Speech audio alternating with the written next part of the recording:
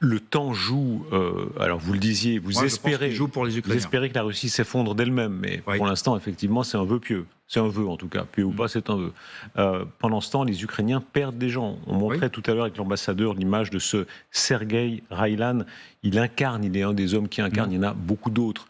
Les mutilés, les gueules cassées, etc. On va écouter cette déclaration. J'ai été plongé dans le coma artificiel pendant 20 jours. Ma femme est la première personne dont je me souviens. Elle était à mes côtés tous les jours. Je la voyais dans mes rêves, sous l'effet de puissants analgésiques.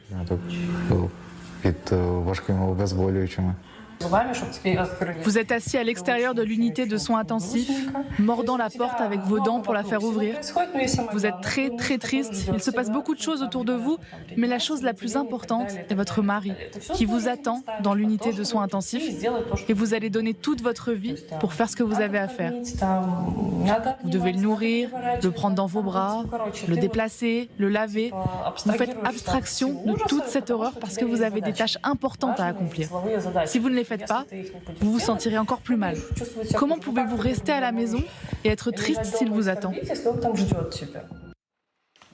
C'est un exemple parmi beaucoup d'autres. Le traumatisme physique, psychique, à l'échelle de l'Ukraine, c'est quelque chose déjà maintenant de colossal.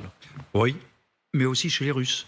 Parce qu'eux aussi, ils ont des blessés et des mutilés qui vont rentrer dans leur famille et qui, à la différence des Ukrainiens, seront traités comme des déchets par le régime Poutine, parce que c'est ce qu'il fait depuis 500 jours.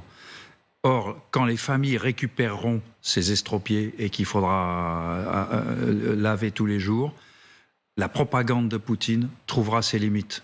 Parce que quand vous avez un membre de votre famille qui revient moins de jambes et qui peut parler de où il était, passer le moment de l'héroïsme. Vous voyez, la différence, c'est que les Ukrainiens ont un discours de vérité vis-à-vis des leurs, et que les Russes ont un discours de lâcheté.